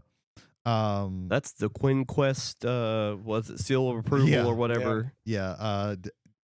Really and truly, like every time that he has talked about one of these, like it's very hard to get the RPG after that. Typically, yeah. Because like I had Heart in my like Amazon wish list for a very long time, and it was easy to get, and then it was not when he talked about. Well, it. a lot of them were Kickstarters too. Yeah, a lot of them were Kickstarters. Which I'm gonna go ahead and talk about, not a YouTube thing, but a interesting discovery. I've talked about the last couple of weeks buying some RPGs, some physical copies of some indie RPGs, and I got them all from this website called Exalted Graveyard. If you want a good place to get physical copies of RPGs, and they also come with PDFs, most of them, of some really good indie RPGs like Mouse Ritter, zines for RPGs. Like they do a lot of zines. Morkborg stuff. Yeah. Morkborg, they have stuff like that. All the OSR stuff, the old school revival stuff. You can find it on there. like I said, their shipping is a little bit much, but it's probably because it's more of a smaller company, but they are a really good place to get them. And you can find some really harder to find stuff. Yeah, check out Exalted Graveyard. So that's that. The last thing I have in here is media criticism. I'm really big about watching stuff with media criticism, and there's a couple of channels that I discovered this year. One is Anthony Gramuglia. If I mispronounced his name, I apologize, but he has a pretty good output, and he does like kind of long form where he's talking about different things in pop culture and really kind of refuting a lot of narratives that are out there, and he does some really good stuff. And the second one, this one I don't know about. It's a weird one. It's called The Elephant Graveyard. And like half of these videos are just some weird avant-garde shit that I don't watch, to be honest. But then the other half is like these breakdowns of comedians. I think this person works in comedy, so they break down and they kind of tear down these like piece of shit comedians who, you know, these like a lot of these like anti-woke guys, and they and the way and just the sardonic flat style of just like breaking him down and breaking this person down, and like there's weird bits in there. It's really hard to explain, because it's really hard to explain, but like it's very, very interesting to me, like the actual videos where he's actually breaking down stuff. And then again, there's some weird shit. Like I think he did a weird Yule log thing, this like stream this like a couple of days ago. But yeah, if that sounds interesting to you, if you want some weird shit and you want somebody just like really making fun of some piece of shit, like, and it's not like super popular comedians, a lot of them, it's I think it's people that he's had to deal with. But check that out. I don't know if I sold it or not, you know, it's whatever, but I did want to shout him out because it was just something so weird where I was like, huh, yeah, I guess I like this. I guess I'll add this to my I'll add this to my kind of follows on YouTube or whatever the fuck they call them. So yeah, that's my YouTube stuff. Very nice. And online stuff. Anybody have online stuff they want to give Omni Awards to? I'll talk about them since you mentioned a lot of Magic people on YouTube. Play to Win. They more so focus on the competitive side of Commander, and whenever like a new set comes out, they break down the cards of like what could be like competitively viable. They have discussions and opinions on ban announcements. They do top 10s of like top 10 creatures in the current CDH meta and whatnot, and they're just enjoyable to watch. And they do like casual gameplay from time to time with other people like Scrybabies, nitpicking nerds, and other Magic personalities, and so I've been enjoying watching them. Good stuff. So for me, like I watch YouTube is one of my primary media things same. I consume, and I watch so much shit. It's absolutely ridiculous, from current stuff to older stuff. Just the other day, I came across a Italian disco band from 1984 called Rondo something or another. I can't remember the full name. Where they mix in like classical instruments with like guitars and stuff like that, but they dress up like all like Venetian from like the 1600s, with like, you know, space helmets over their faces. You could see like where Daft Punk gets a lot of their inspiration from, not just Space 1999 the band, but current YouTubers there are 3 out of the many that I pulled from the ether because I could probably name 100 if I actually would have written all of that down, but work. Anyway, Shoe on Head, she's great. I like her. She does social commentary about different things. Some of her most famous videos have been Are Men Okay? And then she did a follow-up called Are Women Okay? Basically breaking down like the social problems of like, loneliness and not knowing how to, interact with people if you don't, like, people without friends and things like that. And she's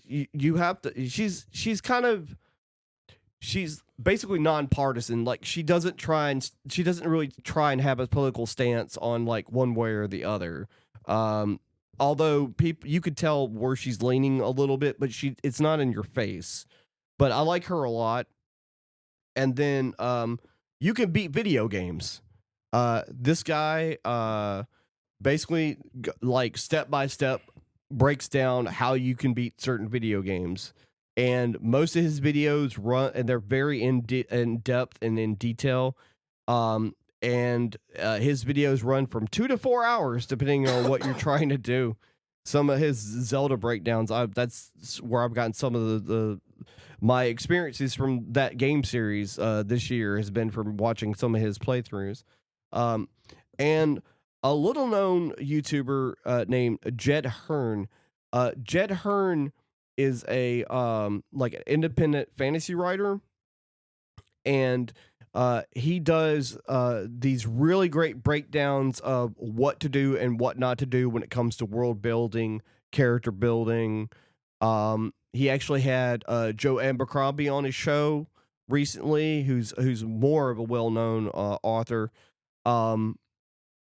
to drill him on different topics to do with like storytelling and I watched that interview. And they basically went over like the first page of one of Joe's books and broke down like how do you start, like how do you pull the reader in, and things like that. And so like Jed also has like at least 4 published books as well, which I haven't read any of his books, but his breakdowns on like how to write better is just really good. Really entertaining as well. He's got a really specific way of his cadence is very cool. As far as like YouTuber of the year, a lot of these people have been doing it for a while. You Can Beat Video Games, Shoe on Head, like they've been doing it for like 5 years maybe. And Jed's a newer guy, so I'm gonna give it to Jed Hearn, YouTuber. I wanted to add, I forgot about one other Magic person, and this is one Malltown. This guy, he basically will diss commanders is what he does, and he's very funny. He does a lot of shorts, but then like he does like long form stuff where people will like I know send him decks and he will tell them like what's wrong with it. And he's kind of funny in that when he's doing like his live stuff, but when he does like his shorts where he's like just telling you, just giving a commander shit, he's funny because he's mostly like an Is It player, and he hates green, like he's like green's bullshit. But he actually like knows his shit because he does have other things where he's like actually breaking down stuff. But his funny stuff is also really, really funny. I find it very, very funny. I didn't know who you were talking about at first, but then you said like, he talks shit about these commanders and deck lists. I'm like, I know who you are. Yeah. You might know who. I'm gonna mention one real quick too. Cure for the Common Game. Do you remember that name? Cure for the Common Game. So basically he does like not really a deck tech. He just like it's like, here's my deck for this specific commander, and goes through all the cards and shows you which ones and why he put them in there and whatever. The man has over 1,000 decks. Oh, this guy, that guy. Okay. In fact, I mentioned it I think like just after COVID, I'm like, hey guys, you know why you can't get any clear Boulder deck boxes?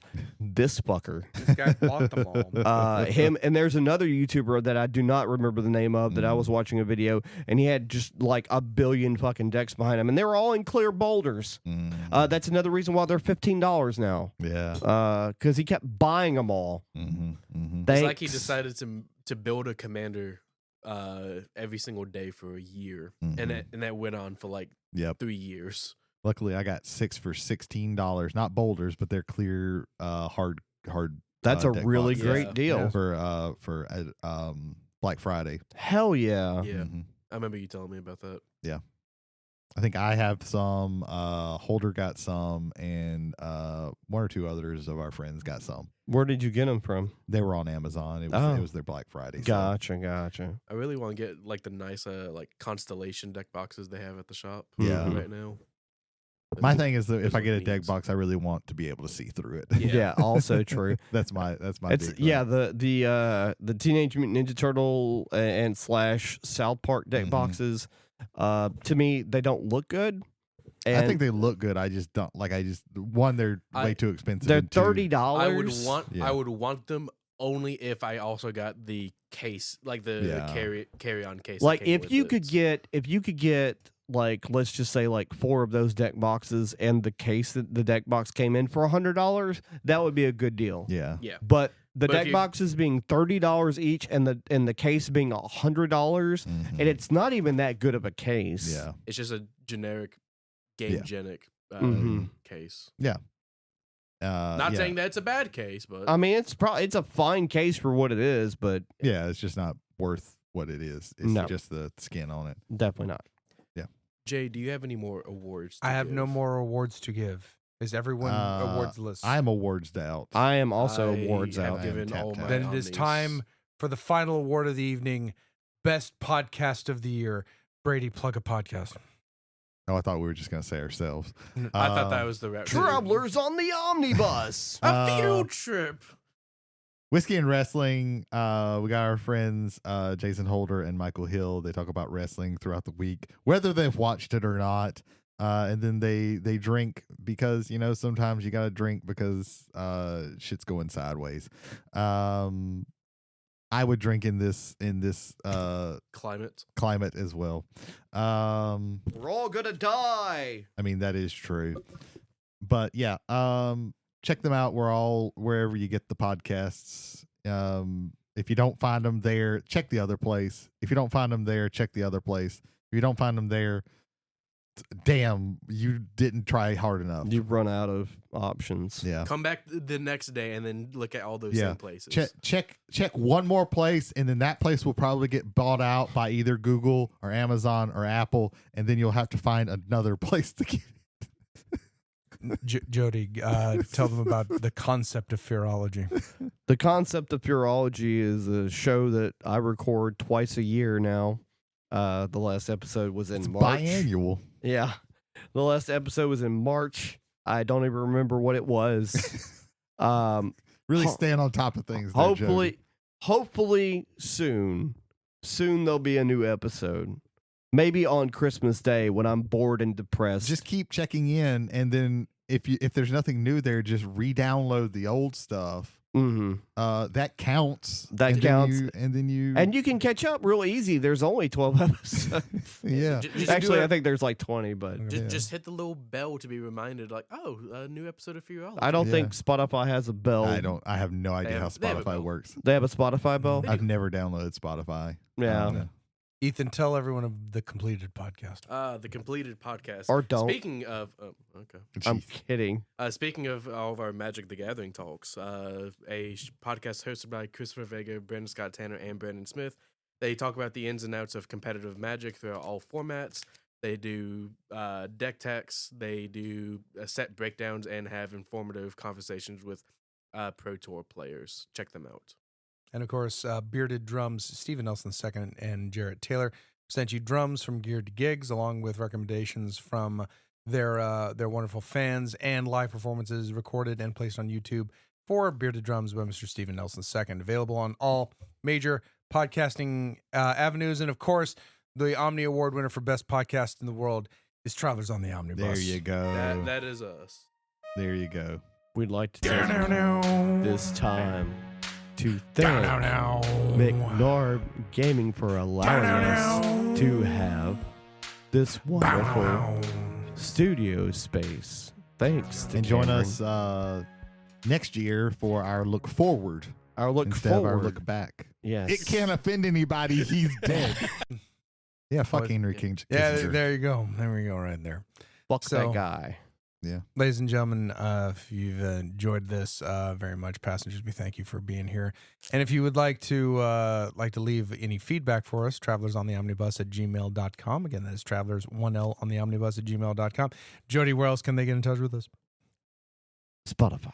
Also, if you would like to share this podcast with people who do not listen to podcasts on the same avenues that you do, we're available on Spotify, Apple, Amazon, YouTube Music, and iHeartRadio.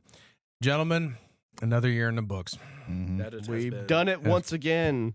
Yep. I cannot wait for the next year and one more Roger Zelazny novel. Yeah, Yeah. We do eventually have to do We that. are locked into at least a 5-year pattern. We're We're gonna- on year 4. We're Coming going to have up. to schedule that one because I have some more other reading that I Well, have you to have do, so Stormlight, and that thing I was might very be done large. with that one by Mhm. December. I'm halfway done with it now. All right, there you go. Very nice. Yeah. Well, Nice. so one more time as the bus pulls into the station. My name is James McCarthy. I'm Brady Davis. I'm Jody Kite. I'm Ethan Skinner. Thanks for stopping by for another year, folks, and enjoying the ride. Have a good one. Bye. We'll leave the light on for you again. Boom, boom, boom. Oh, I forgot that this is the outro. Yeah, You played the intro earlier. Okay. yeah, because I don't listen to these, so I don't remember. It was what our I'm Yeah. it was our doing. celebratory music being played for us. Oh, Skip, okay. getting Much the like Omni you only Award. listen to the okay. ones I'm not on, which are, not Yeah. many. No, Yeah. he listens to ones that he's not I'm on. not on. Oh, that's what I'm I saying. can't. Yeah. I don't like the sound of my voice. So I don't. I don't like the sound of mine either. Luckily, I'm here most of the time, so I don't have to listen to most. I'm of glad it. I tolerate my voice. Otherwise, this edit would be fucking horrible. That Oh, yeah, sounds it would- like it a would be terrible hell. It would be idea. hell. There you For go. sure. It would be torture. I need to record a new intro and a new outro. I For? think. For this show. I thought you yeah. were talking about Fearology. That might be a cool thing to see. I've in year already 4. kind of done that. Like, I think the new Fearology intro theme has only been on like maybe 5 or so Oh, episodes. okay. I wouldn't know. Yeah, that's fair.